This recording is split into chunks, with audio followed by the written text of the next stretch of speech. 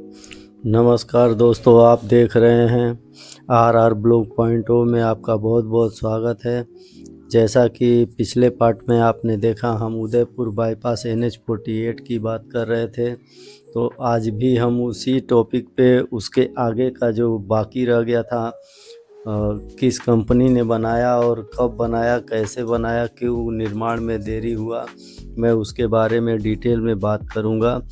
तो दोस्तों, अंत तक हमारे साथ बने रहिएगा चैनल में, और आप हमारे चैनल को सब्सक्राइब कर दीजिए और एक छोटा सा प्यारा सा कमेंट कर दीजिए और वीडियो को शेयर कर दीजिए।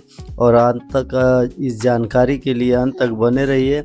हम आपको हर रूट के बारे में इसी तरह जानकारी देते रहेंगे कि कब, किसने और कैसे और किस तरह से बना है। वो नए प्रोजेक्ट की तो बात सभी करते हैं, हम जिस प्रोजेक्ट पे हमेशा जिस रास्ते पे आते जाते हैं उसके बारे में लोग कम ही बात करते हैं।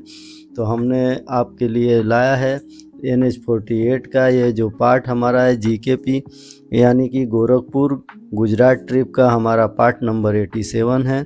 तो इसमें हम चर्चा कर रहे हैं कि किस कंपनी ने उदयपुर का जो बाईपास है पहाड़ियों के बीच से, उस पार्ट को किसने कब बनाया था। 24 किलोमीटर का जो हिस्सा है और कब इसकी शुरुआत हुई थी।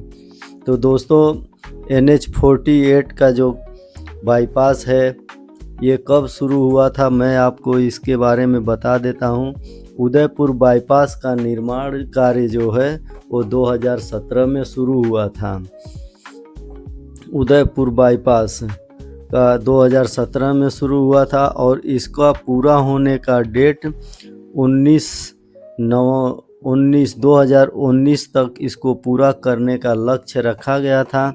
लेकिन ठेकेदारों की वित्तीय परेशानियों का सामना करना पड़ा, जिससे समय पर पूरा नहीं हो सका और काम में देरी हुई। अब ये मीडिया रिपोर्ट के अनुसार अगर जो देखने जाएं तो ये 24 किलोमीटर का बाईपास 2023 तक पूरा करने, यानी उसके बाद जब इसका टाइम एक्सटेंड किया गया तो 2023 रखा गया था। तो अभी दोस्तों हम यहाँ से हमको 200 किलोमीटर जाना है गुजरात। तो हम अभी यहाँ पे राजस्थान में हैं, इसलिए हम यहाँ पे ज़्यादा तेल नहीं भराएंगे, 1000 रुपये का भराएंगे और आगे जाके भरा लेंगे। तो 2023 में पूरा करने की योजना थी, अर्थात वास्तविक पूरा होने का समय 2019 से लगभग 4 साल की देरी के साथ था। ध्यान दें, कुछ हिस्से पर ट्रैफिक पहले ही शुरू हो चुका था, मतलब कुछ हिस्सा बना था उसको चालू कर दिया गया था।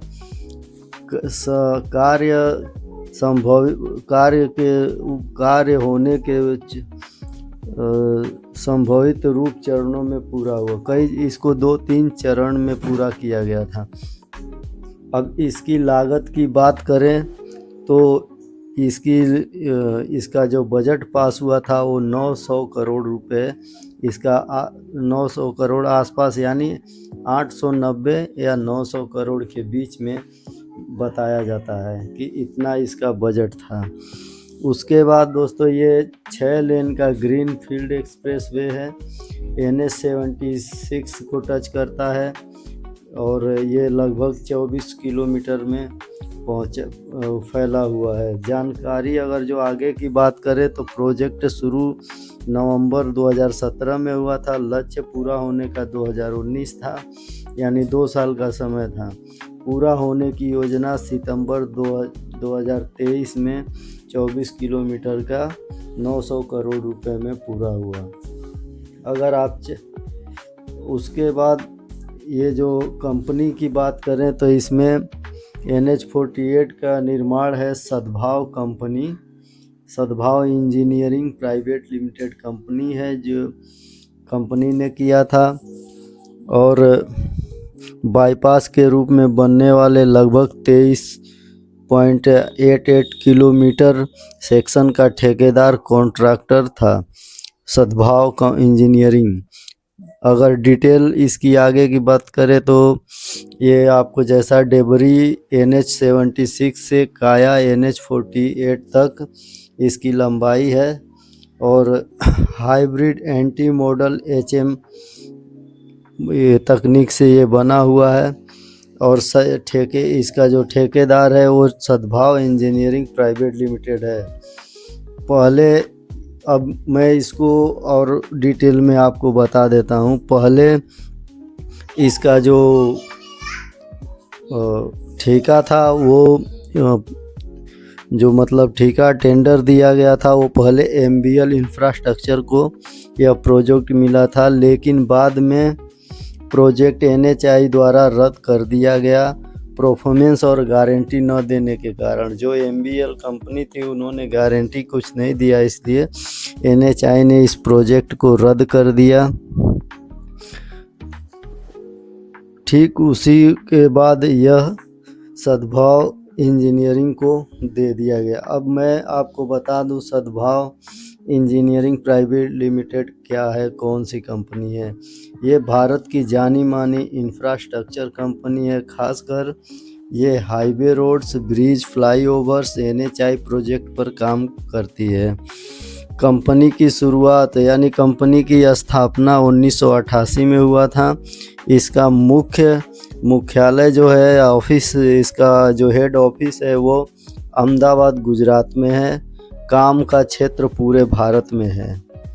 सद्भाव इंजीनियरिंग क्या क्या बनाती है वो भी मैं आपको बता देता हूँ। नेशनल हाईवे NH बनाती है, नेशनल हाईवे बनाती है, एक्सप्रेसवे बनाती है, बाईपास रोड्स बनाती है, ब्रिज बनाती है, ROB, ब्रिज एंड ROB यानी अंडरग्राउंड भी बनाती है, और HM और EPC मॉडल प्रोजेक्ट पर काम करती है। एग्जाम्पल के तौर पे Udaipur bypass NH47 Rajasthan, Gujarat, Maharashtra, Rajasthan, MP कई जगह NH प्रोजेक्ट में काम कर रही है।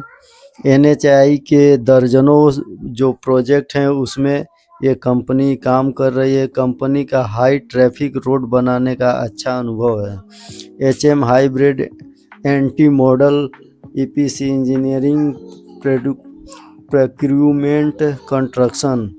उदयपुर बाईपास भी HM मॉडल पर बनाया गया है।